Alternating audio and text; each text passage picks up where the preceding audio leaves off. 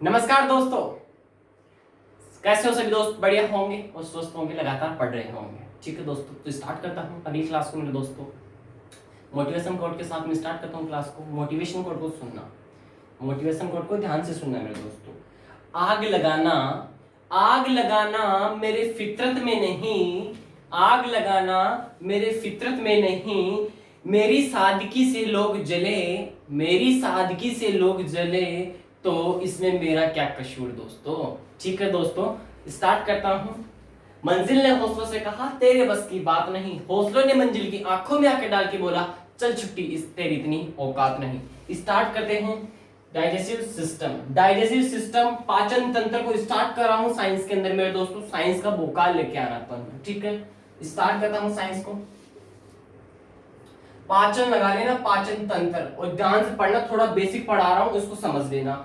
पाचन तंत्र जो मेन पार्ट होगा उसको बहुत बढ़िया तरीके से समझाऊंगा, ना तो कल पढ़ाया जाएगा, परसों 2 दिन के बाद में पढ़ाऊंगा। इसके बीच में कुछ मैटर आएगा बीच में बहुत इंपॉर्टेंट, उसको पढ़ना। ठीक है दोस्तों, लगा दो आग पानी में, जवानी उसे कहते हैं, और छीन लो सलक्षण कहानी इसे कहते हैं मेरे दोस्तों।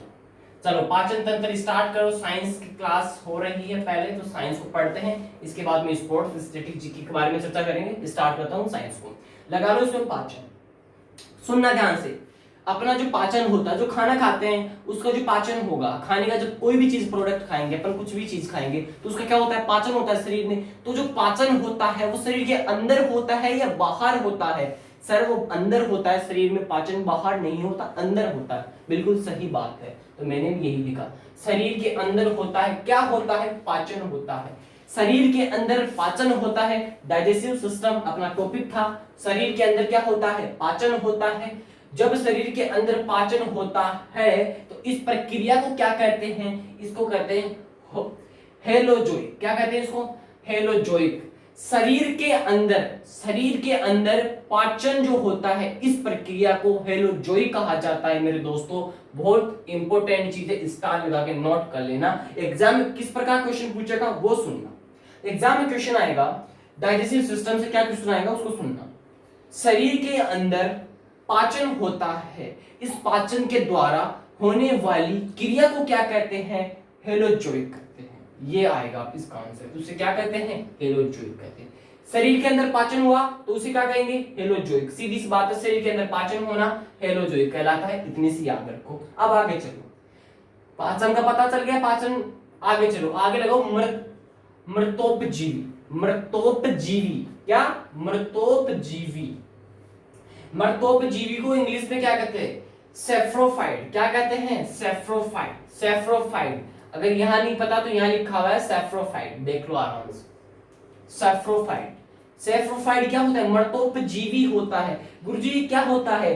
मर्त पदार्थों पर निर्भर होता है। कौन? सेफ्रोफाइड मर्त पदार्थों पर निर्भर होता है। कौन? सेफ्रोफाइड। सेफ्रोफाइड का क्या है? मर्तोपजीवी ही है।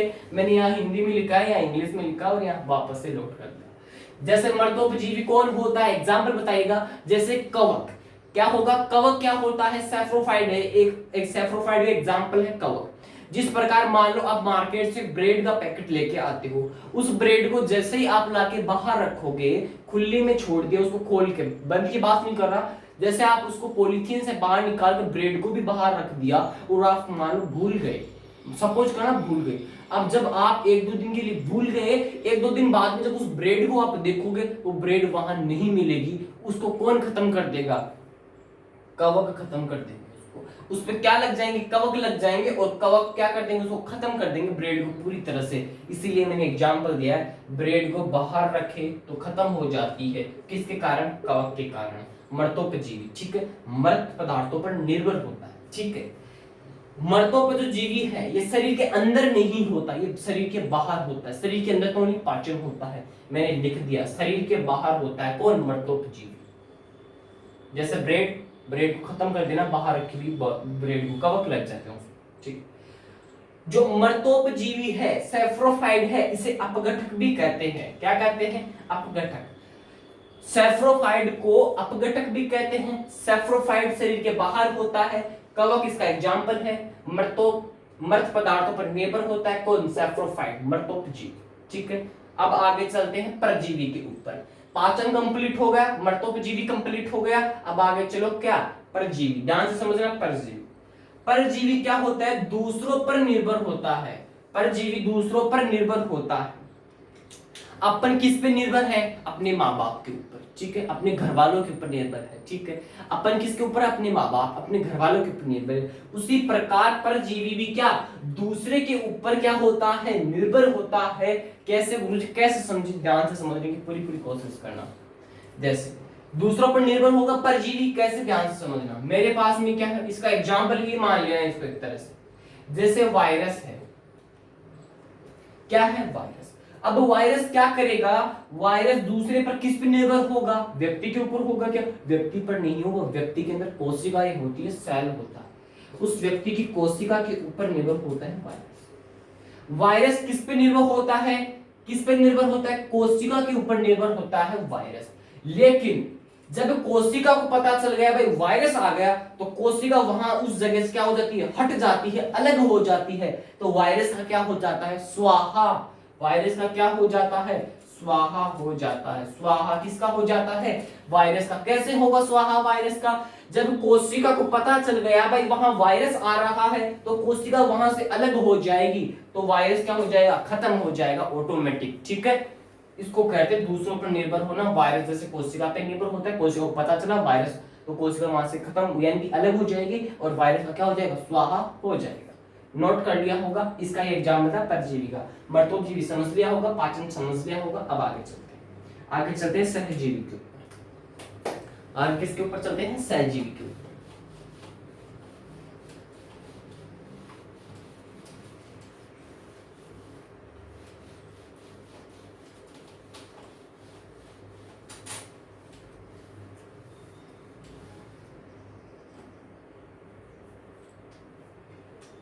लिखो आगे सहजीवी।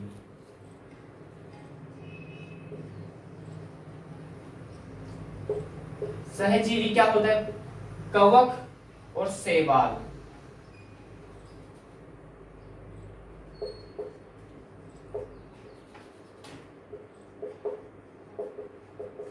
कवक और शैवाल से क्या बनता है, एक लाइकेन बनता है।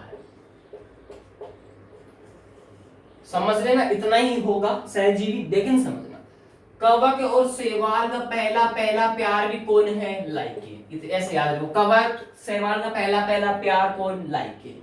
जिस प्रकार पति पत्नी उनका बच्चा, ठीक है, ऐसे याद रखो, पति पत्नी उनका कौन, बच्चा। उसी प्रकार कवक और शैवाल से उत्पन्न कौन, लाइकेन, ठीक है। अब गुरुजी लाइकेन क्या काम में आता है, लाइकेन क्या काम में आता है, क्या काम में आता है, वायु प्रदूषण को नापने के काम में आता है। वायु प्रदूषण को नापने में, वायु प्रदूषण को नापने में कौन काम आता है, लाइकेन काम आता है। लाइकेन क्या है, कवक शैवाल का पहला पहला प्यार कौन है, लाइकेन है। यानी कि कवक और शैवाल से उत्पन्न जो भी उत्पत्ति हुई है वो किसकी हुई है, लाइकेन की हुई है, ठीक है। ऐसे समझ लेना, सहजीवी इतना ही है। माता पिता से, जैसे अपन है तो अपने कौन है, माता पिता से निर्मित कौन है, अपन खुद है, ठीक है, आप हो, ठीक है। समझ में आ गया सहजीवी। आगे देखो, आगे चले, हाँ आगे चलो। इस आगे पॉइंट लिखो, दाल की गांठ में, दाल की गांठ में कौन सा जीवाणु पाया जाता है, राइजोबियम जीवाणु पाया जाता है, लिख लो। दाल की गांठ में राइजोबियम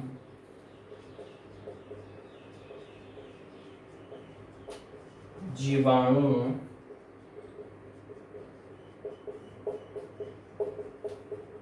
दाल की गांठ के अंदर, बात हो रही है दाल की गांठ की, दाल की गांठ में कौन सा जीवाणु पाया जाता है, राइजोबियम जीवाणु पाया जाता है। एग्जाम में क्वेश्चन आए, राइजोबियम जीवाणु किस में पाया जाता है, दाल की गांठ के अंदर पाया जाता है, कौन, राइजोबियम जीवाणु।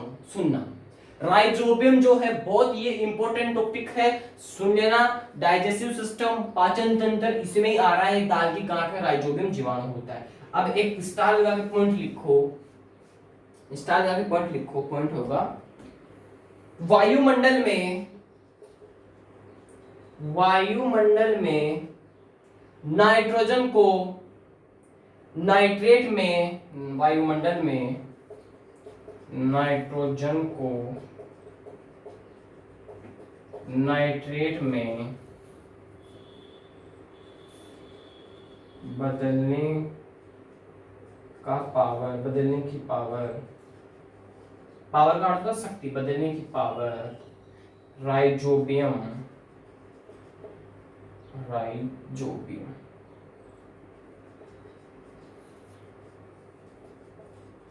जीवाणु के पास है। इस लाइन को समझ लेना, सुनना। वायुमंडल में क्या होती है? नाइट्रोजन गैसें होती है। वायुमंडल में जो नाइट्रोजन गैस होती है, उस नाइट्रोजन गैस को नाइट्रेट में बदलने की जो पावर होती है, जो शक्ति होती है, वो किसके पास होती है? इस राइजोबियम जीवाणु के पास में होती है वो शक्ति। राइजोबियम जीवाणु किसमें पाया जाता है? दाल की गांठ के अंदर पाया जाता है राइजोबियम जीवाणु। सुनना, इसमें लाइन में ये लिखा हुआ है, वायुमंडल में नाइट्रोजन को नाइट्रेट में बदलने की पावर राइजोबियम जीवाणु के पास है। ठीक है, आगे चलो।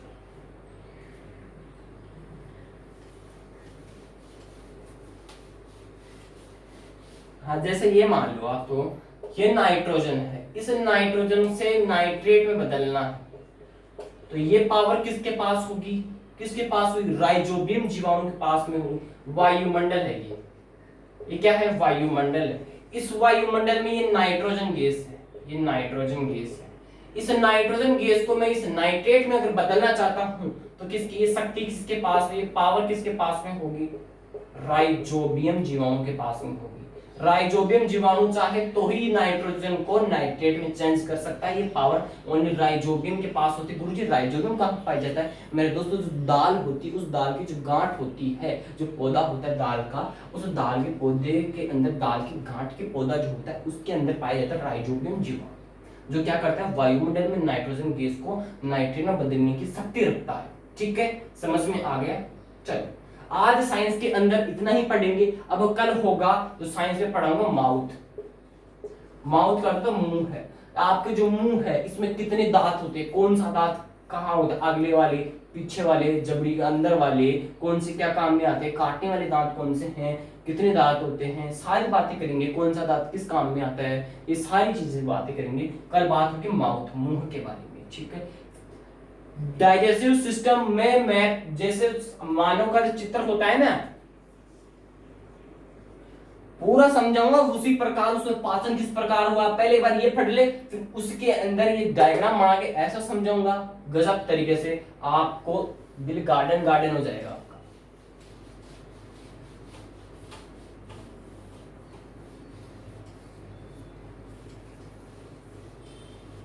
अब क्या चले, अब चलते हैं साइंस के बारे में। थोड़ी सी साइंस को पढ़ लिया ना, अब क्या पढ़ोगे? अब पढ़ेंगे स्पोर्ट्स के बारे में। स्पोर्ट्स चल रहा था, चलो आगे।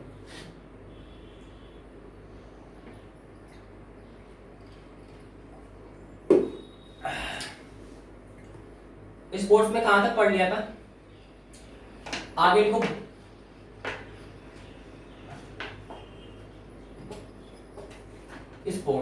स्पोर्ट्स में चलो पढ़ते हैं आज पुरुष बॉक्सिंग चैंपियनशिप।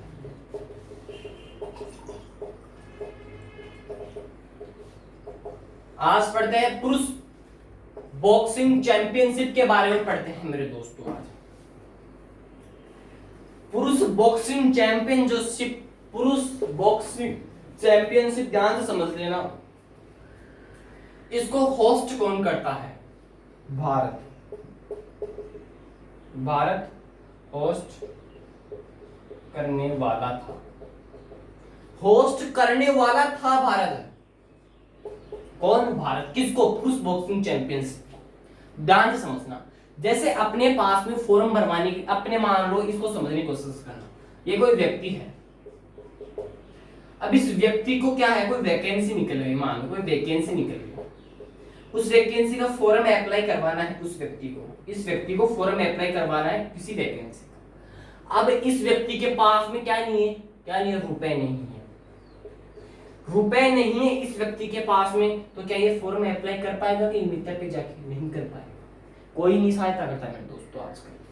कोई भी ऐसा नहीं है। अगर इसके पास में रुपए हो तो ये फॉर्म भर देगा, अगर इसके पास में रुपए नहीं होंगे तो फॉर्म नहीं भरेगा। यही सूल अपने भारत के साथ में हो रहा है। भारत के पास फॉर्म भरने के पैसे नहीं थे, इसलिए भारत ने क्या किया, पुरुष बॉक्सिंग चैंपियनशिप जो थी इसको होस्ट भारत नहीं करता, इसको होस्ट करता है सर्बिया। क्योंकि भारत के पास पैसे नहीं है फॉर्म भरने के लिए, ये समझ लो तुम तो, इसलिए भारत क्या नहीं कर पाया, होस्ट नहीं कर पाया पुरुष बॉक्सिंग चैंपियनशिप को। ठीक है, समझने की कोशिश करना है। बिल्कुल, होस्टिंग फीस वो है जो वो पे नहीं कर पाया भारत।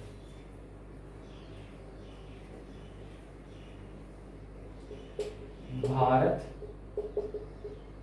होस्ट करने वाला था। ठीक है, भारत किसको होस्ट करने वाला था, इस पुरुष बॉक्सिंग चैंपियनशिप। ठीक है, होस्टिंग फीस पे नहीं कर पाया, पे नहीं कर पाया। कौन नहीं कर पाया, भारत होस्टिंग फीस पे नहीं कर पाया पुरुष बॉक्सिंग चैंपियनशिप। ठीक है, आगे तो पुरुष बॉक्सिंग चैंपियंस तो अब होस्ट सर्बिया करेगा, सर्बिया करेगा। भारत का नाम निकल चुका है इसमें से, क्योंकि भारत ने क्या नहीं किया, होस्टिंग फीस थी वो नहीं पे की, इसलिए भारत क्या नहीं करेगा, इसकी क्या नहीं करेगा, होस्ट नहीं करेगा इसको। अब इसको कौन होस्ट करेगा, सर्बिया। सर्बिया की राजधानी क्या है मुझे ये बता। सर्बिया की राजधानी है बेलग्रेड। सर्बिया की राजधानी कौन है, बेलग्रेड। ध्यान से समझने की कोशिश करना, बहुत इंपॉर्टेंट टॉपिक है। पुरुष बॉक्सिंग चैंपियनशिप भारत क्या करने वाला था, होस्ट करने वाला था इसको। ठीक है, लेकिन होस्टिंग फीस क्या नहीं की, पे नहीं की भारत ने, क्या नहीं की, पे नहीं की भारत ने, होस्टिंग फीस पे नहीं की, इसलिए भारत क्या नहीं करेगा, होस्ट नहीं करने वाला। किसको, पुरुष बॉक्सिंग चैंपियनशिप को। कौन होस्ट करेगा, सर्बिया होस्ट करेगा। कौन है होस्ट करेगा, सर्बिया क्या करेगा, होस्ट करेगा।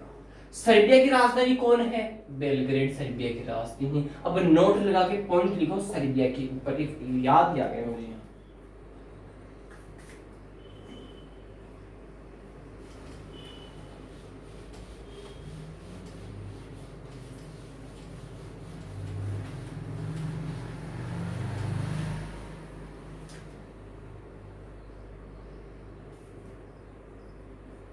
नोट लगा के लिखो, गुट निरपेक्ष आंदोलन। जो गुट निरपेक्ष आंदोलन था कब होता है, 1961। गुट निरपेक्ष आंदोलन, इसको सही लिख दो,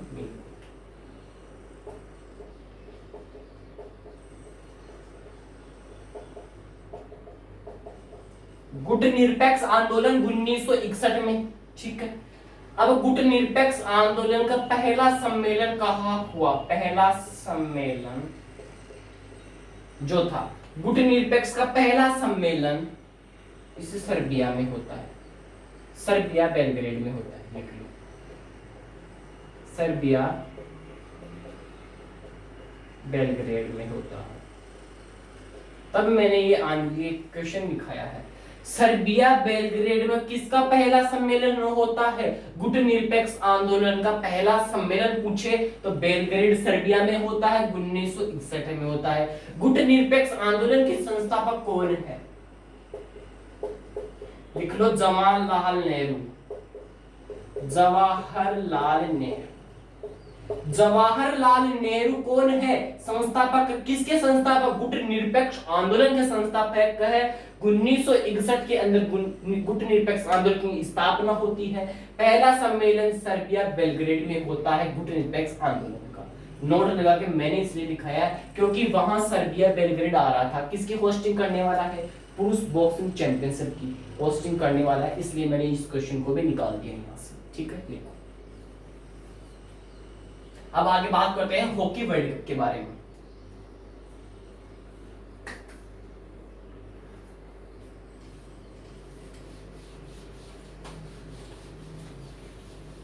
ना संघर्ष ना तकलीफ तो क्या खाक मजा है जीने में, बड़े बड़े तूफान थम जाते हैं जब आग लगी हो सीने में। दोस्तों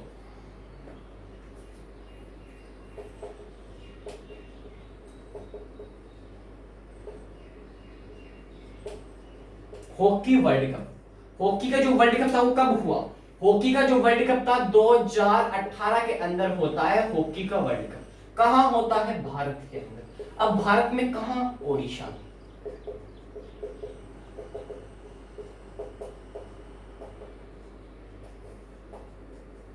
भारत ओडिशा के अंदर होता है 2018 के अंदर हॉकी का वर्ल्ड कप।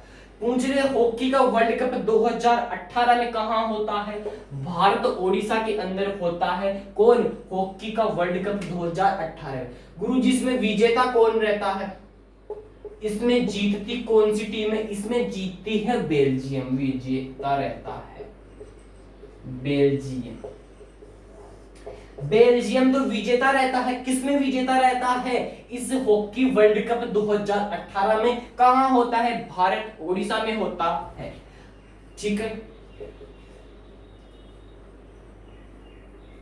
और हॉकी का जो वर्ल्ड कप 2023 में कहां होने वाला है ये भी बताओ। दो भारत ओडिशा में है, वो कौन से स्टेडियम में होता है ओडिशा में, उसका नाम भी बता दो मुझे। और तुम मुझे ये बताओ हॉकी का जो वर्ल्ड कप है वो 2023 में कहां होने वाला है? वो भी भारत ओडिशा में ही होने वाला है।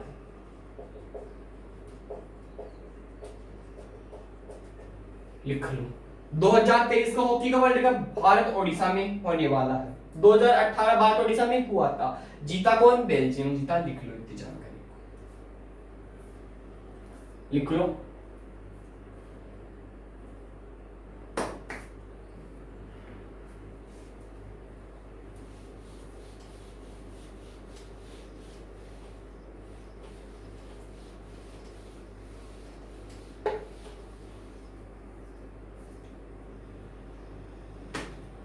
लिखो कतई जहर पर्सन। एक क्वेश्चन लिखो, कतई जहर क्वेश्चन। कतई जहर क्वेश्चन है, लिख लेना उसको। मेरे थानेदारों सुन लो, मेरे थानेदारों, अगर बदन पे वर्दी कंधों पे सितारे चाहिए तो इस क्वेश्चन को ध्यान से समझ लेना। मेरे थानेदारों, बदन पे वर्दी कंधों पे सितारे, तो इस क्वेश्चन को ध्यान से समझ लेना। बिरसा मुंडा स्टेडियम,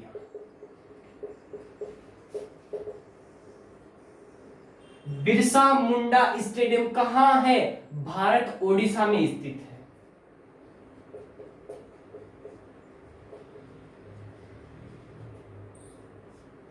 भारत ओडिशा में कौन है? बिरसा मुंडा स्टेडियम है।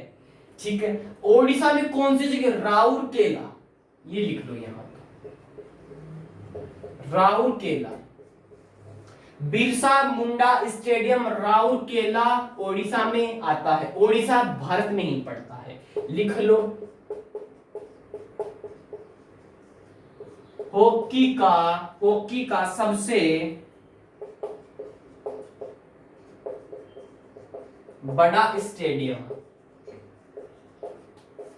हॉकी का सबसे बड़ा स्टेडियम कौन सा है? बिरसा मुंडा स्टेडियम। कहां पे है बिरसा मुंडा स्टेडियम? राउरकेला ओडिशा के अंदर है बिरसा मुंडा स्टेडियम। जो जो वर्ल्ड कप है हॉकी वाले वो इसी बिरसा मुंडा स्टेडियम में होंगे 2023 वाला। ठीक है। सबसे बड़ा स्टेडियम है बिरसा मुंडा स्टेडियम, राउरकेला ओडिशा में है। हॉकी का सबसे बड़ा स्टेडियम पूछे वो भी बिरसा मुंडा स्टेडियम ही आता है। तो मेरी तरफ से स्टैटिक के अंदर आज पढ़ लिया आपने। क्या क्या पढ़ा? पुरुष बॉक्सिंग चैंपियनशिप पढ़ लिया, हॉकी का वर्ल्ड कप पढ़ लिया। ठीक है। अब बाकी की जो चर्चाएं हैं वो करेंगे कल। ठीक है। अब क्या बात करते हैं? अब चलते हैं राज्य दर्शन के ऊपर। किसके ऊपर चलते हैं? राज्य दर्शन। ठीक है दोस्तों, अब चलेंगे राज्य दर्शन। उत्तर प्रदेश का राज्य दर्शन हो गया था, अब आज चलेगा गोवा का राज्य दर्शन।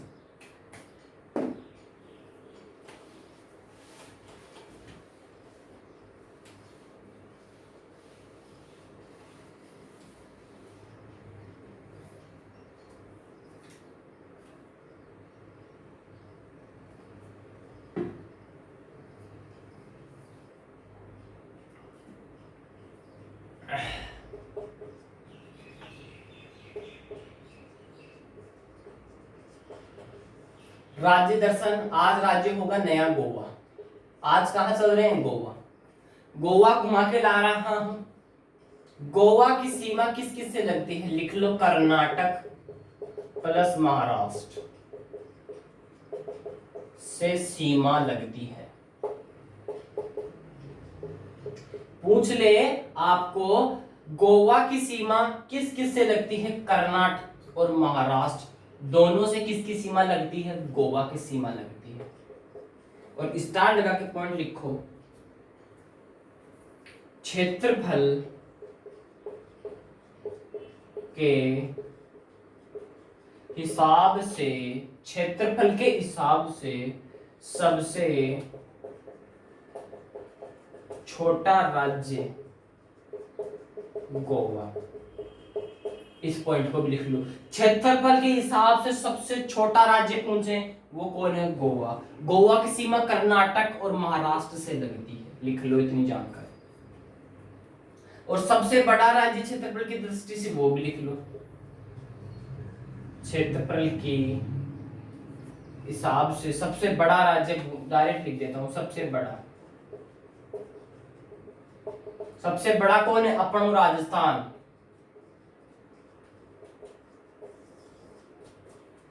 लिख लो, क्षेत्रफल के हिसाब से सबसे छोटा राज्य गोवा, सबसे बड़ा राज्य राजस्थान। सीमा कर्नाटक और महाराष्ट्र से किसकी लगती है? गोवा की लगती है। लिखो, अभी आएंगे, इसका मुख्यमंत्री भी आएगा। अभी राज्य व्यवस्था में बात करेंगे, टेंशन नहीं लो।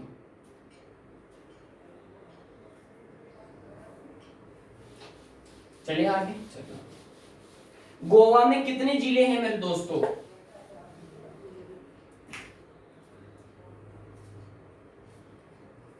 गोवा के दो पार्ट हो रखे हैं। गोवा में 2 जिले हैं, ये से याद रखो। गोवा में कितने जिले हैं? 2 जिले हैं। गोवा में जिले हैं 2। कौन कौन से? ध्यान से सुनना।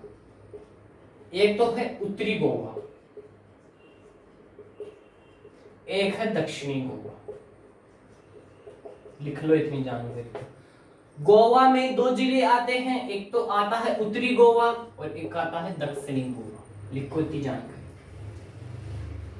उत्तरी गोवा और दक्षिणी गोवा। और ये बताओ जनसंख्या के हिसाब से पहला राज्य कौन सा है सबसे बड़ा, और सबसे छोटा कौन सा? लिख लेना साइड के अंदर। जनसंख्या के अंदर, जनसंख्या में सबसे बड़ा राज्य कौन सा है? उत्तर प्रदेश। ठीक है। और सबसे छोटा पूछे, सबसे छोटा राज्य पूछे, वो कौन आ जाएगा? सिक्किम आ जाएगा। वहां पे गोवा मत कर देना, क्योंकि गोवा तो क्षेत्रफल के हिसाब से छोटा है, और क्षेत्रफल के हिसाब से बड़ा कौन है? राजस्थान। लेकिन जनसंख्या के मामले में सबसे बड़ा तो आता है उत्तर प्रदेश, और सबसे छोटा आता है सिक्किम। लिख लेना इस जानकारी को भी। मैंने यहां से भी 2 क्वेश्चन निकाल दिए। लिख लो इतनी जानकारी। यहां लिख लो, जनसंख्या में सबसे बड़ा राज्य पूछे उत्तर प्रदेश, जनसंख्या के मामले में सबसे छोटा राज्य पूछे सिक्किम, जनसंख्या के मामले में सबसे बड़ा बता दिया, सबसे छोटा। अब पूछे क्षेत्रफल के हिसाब से, तो क्षेत्रफल के हिसाब से सबसे बड़ा तो अपना राजस्थान, और सबसे छोटा गोवा। गोवा में जिले कितने? 2, दक्षिणी गोवा और उत्तरी गोवा। समझ में आ गई। और गोवा की सीमा कितने राज्यों से लगती है? 2, कर्नाटक और महाराष्ट्र से सीमा लगती है। किसकी सीमा लगती है? गोवा की सीमा लगती है। ठीक है, लिख लो।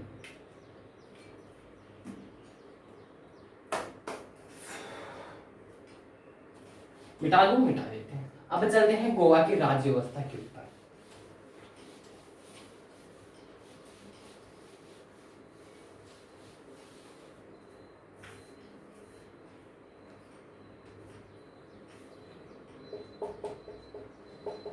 गोवा की राज व्यवस्था,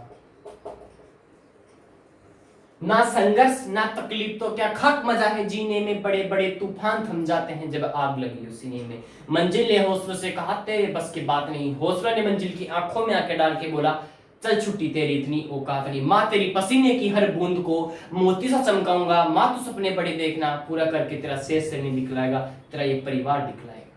ठीक है, गोवा की राज व्यवस्था के बारे में चर्चा करते हैं। गोवा की राजधानी कौन है बताओ? पणजी। गोवा की राजधानी कौन है? पणजी। पणजी क्या है? गोवा की राजधानी। गोवा का मुख्यमंत्री कौन है ये बताओ? गोवा का मुख्यमंत्री कौन है बताओ? प्रमोद कुमार सावंत। बिल्कुल सही बात है, प्रमोद कुमार सावंत। प्रमोद कुमार सावंत क्या है? मुख्यमंत्री है गोवा के। और गोवा की राजधानी कौन है? पणजी है, लिख लो। और गोवा के राज्यपाल कौन है? भगत सिंह कोश्यारी, लिख लो। गवर्नर है ना ये तो, राज्यपाल का, हाँ गवर्नर, सॉरी गवर्नर लिख लेना, भगत सिंह कोश्यारी। भगत सिंह कोश्यारी तो गवर्नर है, किसके गवर्नर है? गोवा के। मुख्यमंत्री प्रमोद कुमार सावंत। गोवा की राजधानी पणजी। गोवा की सीमा दो राज्यों से, महाराष्ट्र और कर्नाटक से। क्षेत्रफल के हिसाब से गोवा सबसे छोटा राज्य है। सबसे बड़ा राजस्थान। जनसंख्या के मामले में सबसे बड़ा उत्तर प्रदेश। सबसे छोटा सिक्किम, लिख लिया होगा। और गोवा में कितने जिले? दो, उत्तरी गोवा और दक्षिणी गोवा। गोवा में लोकसभा सीटें कितनी हैं? और मुझे राज्यसभा सीट दोनों ही बता दो। राज्यसभा सीट और लोकसभा सीट और विधानसभा सीट ये भी बता दो। विधानसभा सीट, विधानसभा सीट, राज्यसभा सीट और लोकसभा सीट, तीनों के बारे में बता दो मुझे। गोवा के अंदर लोकसभा सीट है दो, यहां 20 नहीं है, दो बोल रहा हूं। राज्यसभा सीट है एक और विधानसभा सीट है 40। नोट कर लेना, ये तो है लोकसभा, ये है राज्यसभा और ये है विधानसभा। लोकसभा, राज्यसभा और संसद। सरेला, याद आया क्या? सरेला। संसद, राज्यसभा, लोकसभा, 82, 80, 81 अनुच्छेद। याद आया कि मैं नहीं बुलाने वाला, ये से याद कराऊंगा आपको। अनुच्छेद भी याद करवा देंगे, कहां टेंशन ले रहे हो। बिल्कुल अपने पास में अच्छी अच्छी ट्रिकें पड़ी है। अपन तो क्या है, जुगाड़ू आदमी है पूरे। ध्यान से समझने की कोशिश करना। गोवा की, एक मिनट में दोबारा पूरा रिवीजन लगा रहा हूं। गोवा का ध्यान से समझने की पूरी कोशिश करना। ध्यान से समझने की पूरी कोशिश करना ध्यान से दोस्तों। पूछे गोवा की सीमा कितने राज्यों से लगती है? दो राज्यों से लगती है, एक तो लगती है महाराष्ट्र से और लगती है कर्नाटक से। ठीक है, समझ में आ गया गुरु जी। अब पूछे क्षेत्रफल के हिसाब से सबसे छोटा राज्य पूछे, वो भी गोवा। सबसे बड़ा पूछे राजस्थान। जनसंख्या के मामले में सबसे बड़ा उत्तर प्रदेश, सबसे छोटा सिक्किम। समझ में आ गया। और गोवा जो है उसमें दो जिले आते हैं, एक तो उत्तरी जिला और एक दक्षिणी जिला, दो आते हैं। गुरुजी समझ में आ गए। अब उसके जस्ट आगे आओगे तो आपको मिलेगी उसकी राज व्यवस्था। गोवा की राज व्यवस्था क्या है? उसकी राजधानी, गोवा की राजधानी क्या आती है? पणजी आती है। उसके बाद में उसका मुख्यमंत्री कौन आता है? प्रमोद कुमार सावंत। उसके बाद में गवर्नर आता है कौन? भगत सिंह कोश्यारी। उसके बाद में आती है लोकसभा सीटें, राज्यसभा सीटें और विधानसभा सीटें। लोकसभा सीट गोवा में कितनी? दो। और राज्यसभा सीट कितनी? एक। किसमें? गोवा के अंदर। और विधानसभा सीट कितनी? 40। और फिर मैंने बताया लोकसभा और राज्यसभा मैंने याद करवाया था सरेला, सलांटी याद करवाया। संसद 79, राज्यसभा 80 और लोकसभा 81। सरेला याद हो गया। अब आगे चलते हैं। इसका क्या विधानसभा, इसका निर्माण कब हुआ गोवा का, और ये कौन सी भाषा में आता है वो भी चर्चा करते हैं। भाषा कौन सी? ठीक है,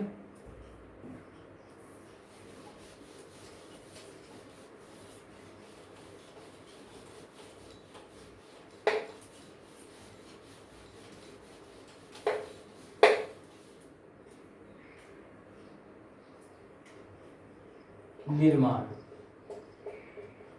बताओ, निर्माण कब हुआ?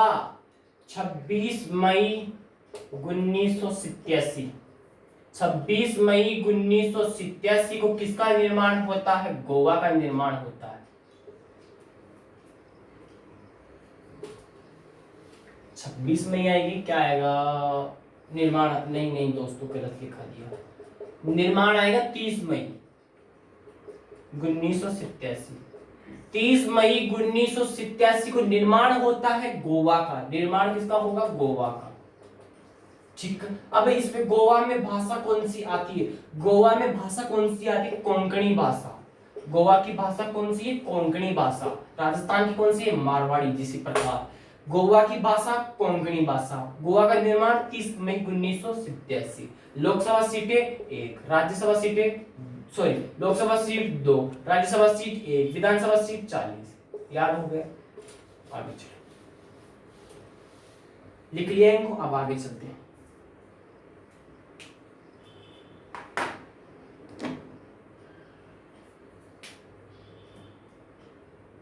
लिखो, एक पॉइंट लगा के स्टार करो। गोवा पहले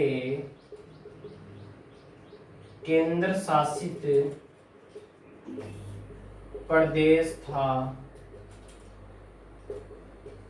फिर बाद में इसको बदलकर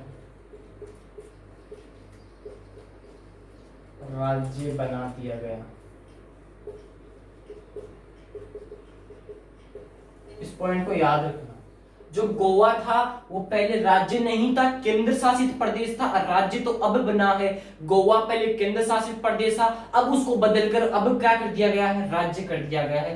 केंद्र शासित प्रदेश था गोवा पहले, अब वर्तमान में इसको बदलकर राज्य बना दिया गया। किसको? गोवा को। गोवा पहले केंद्र शासित प्रदेश था, राज्य नहीं था, अब इसको राज्य बना दिया गया है दोस्तों। ठीक है। अब जो गोवा के बारे में और बाकी की जो चर्चाएं हैं वो कल करेंगे। पशु और फूल वगैरह जो बाकी चर्चा है राज्य दर्शन की वो आज करेंगे दोस्तों कल। अगर क्लास बढ़िया लगी हो तो कमेंट बॉक्स में जरूर लिखिएगा और लाइक और शेयर जरूर कीजिएगा दोस्तों। आपका प्यार बहुत बढ़िया मिल रहा है मेरे दोस्तों। ठीक है, इस क्लास को मैं यहीं ऑफ करता हूँ। अगर बढ़िया लगी हो तो स्वस्थ रहिएगा, मस्त रहेगा। कोई दिक्कत थोड़ी आ रही है इसमें, गलत कहाँ लिख दिया मैंने यार दोस्तों। ये ऑफलाइन बैच भी है मेरे पास में, जो मैं यहाँ पढ़ा रहा हूँ ये ऑफलाइन बैच भी चल रहा है और आपके बीच के अंदर भी चल रहा है। ठीक है, ऑफलाइन बच्चे बैठे मेरे पास में। भाषा आती है कोंकणी। निर्माण 30 मई 1987 को होता है। इसका रिवीजन करवा रहा हूँ एक बार पूरे का, ध्यान से सुनना गोवा का। ठीक है, गोवा ध्यान से सुनना, एक बार रिवीजन लगवाते हैं गोवा का दोबारा से। ठीक, रिवीजन करते हैं जाने से पहले एक बार रिवीजन लगवाऊंगा क्योंकि आपको आसानी से याद हो जाए। ठीक है, फिर टाइम हो जाएगा 2-4 मिनट का। गोवा का निर्माण 30 मई 1987 को होता है। ठीक, क्वेश्चन किस प्रकार का निकलेगा? गोवा का निर्माण कब होगा? 30 मई 1987 को होगा। गोवा की भाषा कौन सी है? कोंकणी भाषा है। गोवा पहले राज्य था, एक केंद्र शासित प्रदेश। मैं कहता हूं गोवा पहले केंद्र शासित प्रदेश था, राज्य नहीं था। अब इसको चेंज करके राज्य में बदल दिया गया है दोस्तों। ठीक है, समझ में आ गया? गोवा जो है उसकी 2 राज्यों से सीमा लगती है। किस किस से लगती है? एक तो कर्नाटक से लगती है और एक महाराष्ट्र से लगती है। दोनों समझ में आ गए होंगे आपको, बिल्कुल समझ में आ गए सर। अब आगे बात आती है कि जो गोवा है इसमें जिले कितने आते हैं? 2 जिले आते हैं। 2 जिले कौन कौन से? एक तो आता है दक्षिणी जिला और एक आता है उत्तरी जिला। ठीक है, दोनों समझ में आ गए। यहाँ तो उत्तरी जिला और दक्षिणी जिला किस में आते हैं? गोवा में आते हैं। अब सबसे बात होती है कि जो क्षेत्रफल है उसके हिसाब से सबसे छोटा राज्य पूछे, क्षेत्रफल के हिसाब से बात करें तो कौन हो जाएगा? गोवा हो जाएगा। और सबसे बड़ा कौन हो जाएगा? राजस्थान। और जनसंख्या के मामले में सबसे बड़ा उत्तर प्रदेश हो जाएगा और सबसे छोटा कौन हो जाएगा? सिक्किम हो जाएगा। समझ में आ रहा है? गोवा की राजधानी कौन है? पणजी है। ठीक है, अब गोवा के मुख्यमंत्री कौन है? प्रमोद कुमार साहब। गवर्नर कौन है? भगत सिंह कोश्यारी। लोकसभा सीटें कितनी है? 2।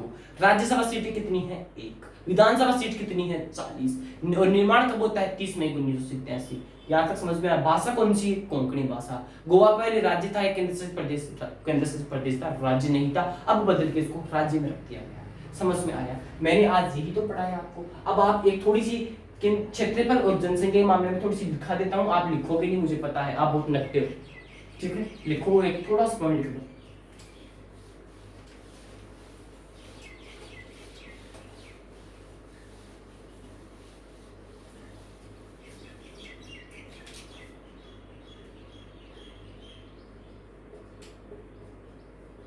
क्षेत्रफल के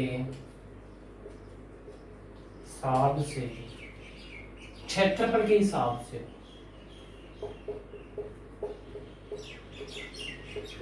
सबसे बड़ा राज्य,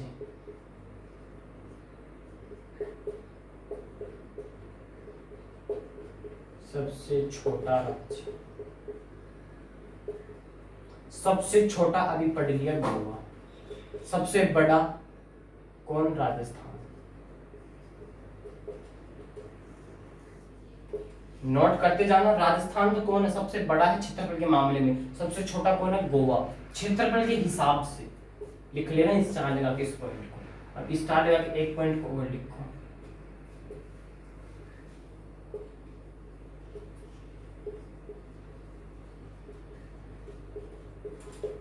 जनसंख्या के हिसाब से बता रहा हूं,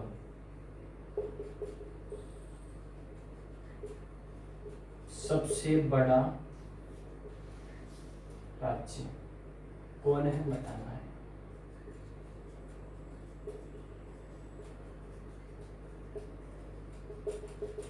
और सबसे छोटा कौन है? जनसंख्या के हिसाब से सबसे बड़ा राज्य है उत्तर प्रदेश, योगी आदित्यनाथ की नगरी। ठीक है, सबसे छोटा राज्य कौन आता है? सिक्किम आता है। ठीक है, ये पॉइंट जो है नोट कर लेना, अगर आपको नहीं भी याद होता है यहां से पढ़ के चले जाना एग्जाम में। सबसे बड़ा राज्य, सबसे छोटा राज्य, सबसे बड़ा राज्य, सबसे छोटा राज्य, यही नहीं ये पता होनी चाहिए सबसे इंपॉर्टेंट चीज कि आपको ये पता हो जनसंख्या के मामले में सबसे बड़ा पूछ रहा है तो ये है उत्तर प्रदेश, जनसंख्या के मामले में सबसे छोटा पूछ रहा है तो सिक्किम है, और जन क्षेत्रफल के हिसाब से सबसे बड़ा पूछ रहा है तो राजस्थान है, और क्षेत्रफल के सबसे छोटा पूछे तो अपना गोवा है। गोवा की राजधानी पणजी है दोस्तों, पणजी पहले केंद्र शासित प्रदेश था, अब राज्य। ठीक है, समझ में आ गया होगा? तो इस पॉइंट को नोट कर लेना, क्या कि आपको आसानी रहे याद करने में भी दोस्तों। ठीक है, तो इस क्लास को मैं यही ऑफ करता हूँ। स्वस्थ रहिएगा, मस्त रहिएगा, घर पे लगातार पढ़ते रहिएगा मेरे दोस्तों। और जाता जाता वही कहूंगा, माँ तेरी पसीने की हर बूंद को मोती सा चमकाऊंगा, माँ तू सपने बड़ी देखना, पूरा करके तेरा सिर सहनी दिखलाएगा, ये तेरा परिवार दिखलाएगा माँ। ठीक है, बनना है तो अब की बार वर्दी लेके रहना। सभी दोस्तों को क्या लेना है? वर्दी, और कंधों पे सितारे लेना है। और मंजिल ने हौसलों से कहा तेरे बस की बात नहीं, हौसलों ने मंजिल की आंखों में आंखें डाल के बोला चल छुट्टी तेरी इतनी औकात नहीं। जय हिंद दोस्तों।